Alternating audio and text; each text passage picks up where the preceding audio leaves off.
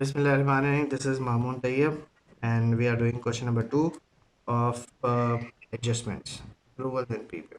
ठीक है जी। अच्छा जी, अब आपको मैं ये बता सकता हूँ कि जी एक होता है फाइनेंशियल ईयर और एक होता है कैलेंडर ईयर। फाइनेंशियल ईयर होता है कोई भी period of 12 months, any period of 12 months जिसका आप फाइनेंशियल स्टेटमेंट बना, any period of 12 months for which financial statements are prepared। ठीक है। फाइनेंशियल स्टेटमेंट जिस भी ईयर के लिए प्रिपेयर होगा, हम उस को फाइनेंशियल ईयर कहेंगे। ठीक है ना। फाइनेंशियल ईयर 1 जनवरी से 31 दिसंबर भी हो सकता है, लेकिन वो कैलेंडर ईयर भी कहलाता है। लेकिन और फाइनेंशियल ईयर्स कोई भी 12 महीने हो सकते हैं, जो कभी भी शुरू होकर कभी भी ख़त्म हो।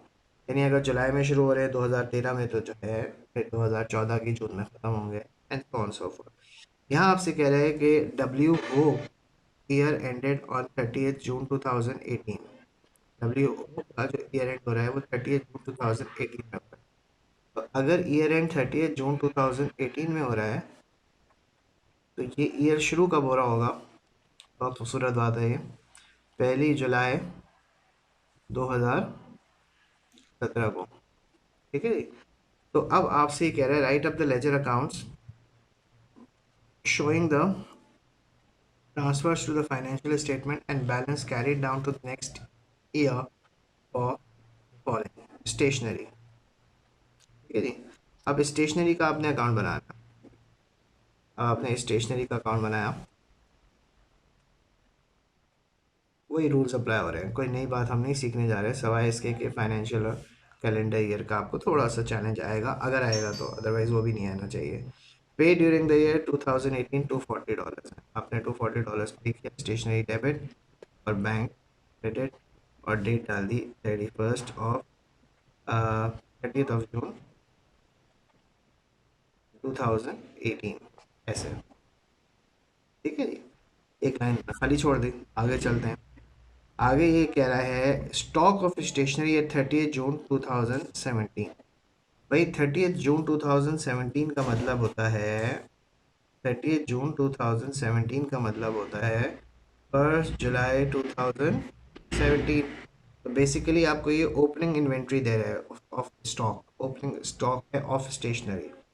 तो कितना दे रहा है आपको? और स्टॉक है तो एसेट है, एसेट है तो डेबिट होगा, तो हमने यहाँ पे बिगनिंग लिख दिया डेबिट पे 60, यहाँ लिखा बैलेंस ब्रॉट डाउन, और डेट डाल दी है 1 जुलाई 2017।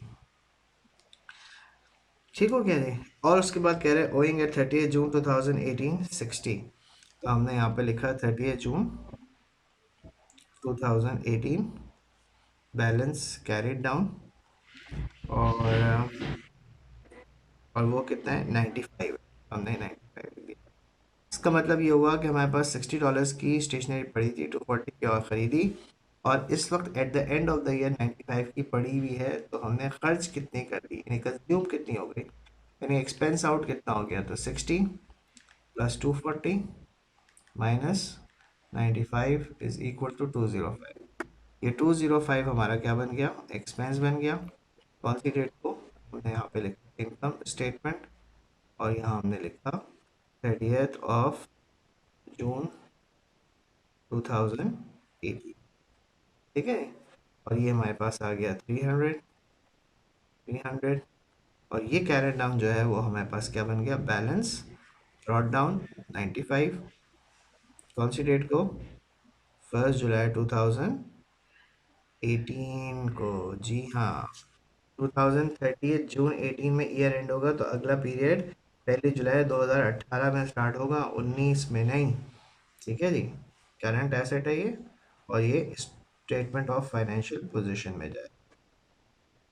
ठीक हो गया भैया। अब आ जाते हैं part B. Part B. Part B में जनरल एक्सपेंसेस है। अब जनरल एक्सपेंसेस है, तो हमने ये जनरल एक्सपेंसेस का अकाउंट खोल लिया। ठीक है। जनरल एक्सपेंसेस, और ये जनरल एक्सपेंसेस का जब हमने अकाउंट खोला तो ये कह रहा है general paid during the year 2018 470। हमने ये 470 लिखा, यहाँ लिखा बैंक और डेट डाल दी है 30th of June 2018। Owing at 30th June 2017 32। Owing 30th June 2017 का मतलब है 1 जुलाई 2017। तो ओइंग बिगनिंग हो गया ये। ओइंग बिगनिंग हो गया तो हमने यहाँ लिखा 1 जुलाई 2017 और यहाँ लिखा बैलेंस ब्रॉट डाउन और यहाँ हमने लिखा owing at 30th June 2000 general expenses owing at 30th June 2017 amounting to 32। तो ये हमने यहाँ पे 32 लिख दिया। Owing beginning accrued beginning is always on the credit side because it's your liability. So when accrued is on the credit side, so this means कि accrued beginning आपका कहाँ होगा on the debit side 60 और ये आ गई आपके पास 30th of June 2018 को। ठीक है जी। और 470 प्लस 60 तो 470 प्लस 60 माइनस इज 498। तो 498 हमारा क्या बन गया, एक्सपेंस बन गया। ये हमने यहाँ पे इनकम स्टेटमेंट में डाल दिया और डेट डाल दी यहाँ पे 30th of June 2018। और ये हमारे पास कितनी बन गई थी 470 प्लस 60 इक्वल टू 5। यहाँ पे हमने 530 लिखा, यहाँ हमने 530 लिखा और ये जो अमाउंट है ये हमारी एक्सपेंस में जाएगी, जाहिर है ये वाली अमाउंट हमारी एक्सपेंस में जाएगी। ये जो कैपिटल डाउन है ये हमारा बैलेंस ब्रॉट डाउन हो जाएगा 60 से और डेट आ जाएगी 1 जनवरी 2018। 2008 नहीं भाई, ये सही एंड एक्सपेंसेस भी हो गया। पेज पलट देते हैं, पेज नंबर 3 था जी, ये पेज नंबर 3 था। फोटो है आपको मिल जाएंगी लेकिन आपको सॉल्व करते हुए भी देखना चाहिए। अब आ गया है रेंट एंड रेट्स, सी वाला पार्ट है।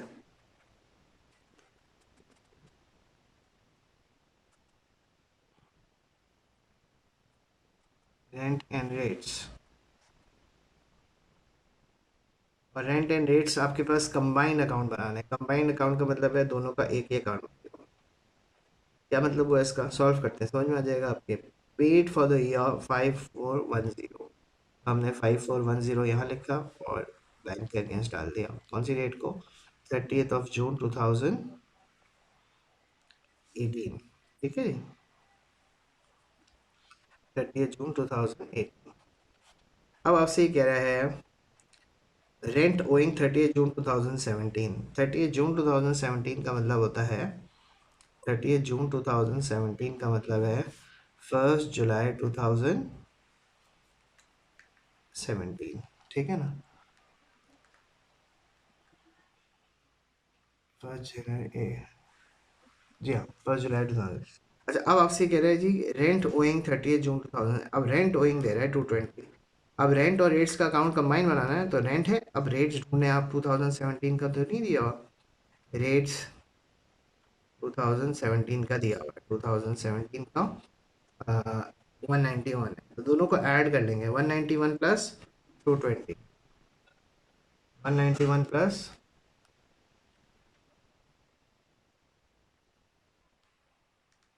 411। अब ये जो 411 आया हमारे पास, ये हमारे पास आया है 30th June 2017 यानी 1 जुलाई 2017 यानी ओइंग बिगनिंग है ये। तो ओइंग बिगनिंग हमने यहाँ लिखा बैलेंस ब्रॉट डाउन और यहाँ ब्रैकेट खोला गोरे के लिए उसको दिखाने के लिए। यदि हमें ये समझ में आ गई बात कि 220 में हमने 191 जो है ऐड करना है ताकि हमारे पास क्या आ जाए 411 आ जाए। तो हमने यहाँ 411 लिख दिया और यहाँ डेट डाल दी है 1 जुलाई 2017। Rent paid in advance on 30th June 2018 370। Rent paid in advance 30 June to था। अब हमें रेट्स पेड इन एडवांस देखना है, तो हमें रेट्स पेड इन एडवांस कहीं नज़र आता है? नहीं आता। ठीक है, हमें कहीं नज़र नहीं आता। तो जब नज़र नहीं आता तो इसका मतलब है रेंट पेड इन एडवांस एक ही हुआ 370। तो ये प्रीपेड एंडिंग हो गया, और प्रीपेड एंडिंग क्या हो गया? 30 जून 2018 balance prepaid ending. Prepaid beginning यहाँ आएगा, प्रीपेड एंडिंग यहाँ आएगा। ठीक है ना? और ये कितना है? 307। प्रीपेड बिगनिंग जो है वो एसेट है, इसलिए डेबिट पे आता है। ठीक है ना? प्रीपेड एंडिंग आपका क्रेडिट पे आएगा। तो ये पाप का रूल भी अप्लाई हो रहा है और लॉजिक से भी आप समझे इसको। ठीक है जी। उसके बाद फिर आपसे कह रहा है रेट्स ओइंग 30 जून 2018 390। अब आपने रेंट ढूंढा 2018 का, नहीं है भाई, तो एक ही है, तो बस फिर आपने यहाँ पे जब बिगनिंग अक्रूड यहाँ आता है तो एंडिंग अक्रूड डेबिट साइड पे आएगा। आपने बैलेंस कैरी डाउन लिखा और वो कितना लिखा? 393। कौन सी डेट को? 30 जून 2018। ये कर लिया आपने। अब जब आपने ये कर लिया तो आपने इन दोनों को ऐड किया। 5410, 5410 plus 393 minus 411 minus 370 equal to 502। ये 5022 जो है ना आपका इनकम स्टेटमेंट में जाएगा एज एन एक्सपेंस। और कौन सी डेट को? 30 जून 2018 को। और टोटल आपका क्या बन जाएगा? Plus 370 is equal to 5803। ये 5803 हो गया। 5803, ये जो कैरेट डाउन है ये बैलेंस ब्रॉट डाउन हो गया 370 का, और ये बैलेंस ब्रॉट डाउन हो गया 393 का। 1 जनवरी 1 जुलाई सॉरी 2018, 1 जुलाई 2000, 30 जून 2018 के बाद 1 जुलाई 2018, 30 जून 2018 के बाद 1 जुलाई 2018। This will be shown as current liability in this statement of financial position. This will be shown as current uh, asset and statement of financial position. ठीक है जी, ये तो पार्ट सी हो गया। अब फिर पार्ट डी पे आ जाते हैं। ये जो पार्ट डी है ये मोटर एक्सपेंसेस है। मोटर एक्सपेंसेस है। ठीक है, मोटर एक्सपेंसेस ये भी एक्सपेंस है। अब ये कह रहे हैं paid during the year is 1410, 1410 motor expenses debit against bank. और कौन सी डेट को हो गया? ये हो गया 30 जून 2018। फिर आपसे ये कह रहा है कि ओइंग एट 30 जून 2017, अब तो आप क्लियर है 1 जुलाई 2017 की ओइंग की बात हो रही है, तो ये बैलेंस बीटी हो गया। ठीक है, 92। और ये बैलेंस एंडिंग हो गया 30 जून 2018। बैलेंस कैरीड डाउन हो गया आपका 67। ठीक है जी। तो ये 1410 प्लस 67 1477 माइनस 92 1385।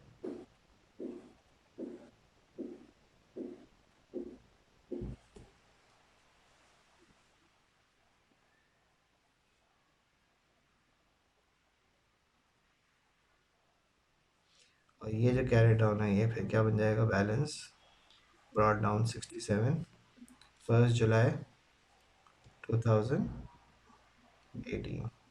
30 जून 2018 के बाद 1 जुलाई 2018 ही आए। ठीक है, अब आ जाते हैं हम लास्ट पार्ट पे इस क्वेश्चन के, फिर वीडियो क्लोज करके नेक्स्ट वीडियो पे जाएंगे। Hope earns a commission. ये अर्निंग्स वाली बात हो गई, ये इनकम हो गई है। ये पाप से निकल के हम आपा पे आ गए, एरियर प्रीपेड, प्रीपेड एरियर पे। ये कमीशन आ गई। कमीशन रिसीव की बात, इनकम नेचर अकाउंट है। ये आपसे कह रहे हैं कि G receive during the year is 1100, तो हमने यहाँ पे लिखा अगेंस्ट बैंक 1100 और डेट डाल दी है 30th of June 2018। ठीक है, ओके। उसके बाद फिर आपसे ये कह रहे हैं owing at 30th June 2017। Owing का मतलब एरियर, एरियर का मतलब due but not yet received in case of income, arrear का मतलब एक्सपेंस के लिए due but not yet paid. तो एरियर अक्रूड आउटस्टैंडिंग ओइंग एक ही बात है, तो ये बिगनिंग एरियर है और ये बिगनिंग एरियर है, तो ये 1 जुलाई 2017 हो गया।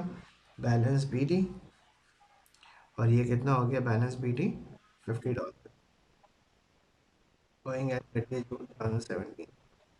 फिर ओइंग एट 30th June 2018, तो अगर ये बिगनिंग है तो एरियर एंडिंग कितना हो जाएगा 30th June 2018 को बैलेंस कैरी डाउन हो गया, और बैलेंस कैरी डाउन कितना हो गया 82। ठीक है जी। अब आपके पास इनकम कितनी होगी, 1100 प्लस 82 करेंगे हम, 1100 प्लस 82, 1182, 1182, 1182 -50, तो हमारे पास आ जाएगी इनकम स्टेटमेंट की value -50, 1132 on 30th of June 2018। और ये जो हमारे पास कैरेट डाउन आएगी ये आ जाएगी बैलेंस ब्रॉट डाउन 82, और ये 1 जनवरी 2019 आ जाएगा, जी नहीं 18, और 1 जुलाई। ठीक है जी। तो ये हमारे पास करंट एसेट में चला जाएगा, स्टेटमेंट ऑफ फाइनेंशियल पोजीशन में, as it is due but not yet received, it's our receivable, और ये हमारा जीपी में ऐड हो जाएगा। ठीक हो गया जी, थैंक यू। नेक्स्ट क्वेश्चन के लिए पेज नंबर 4 था।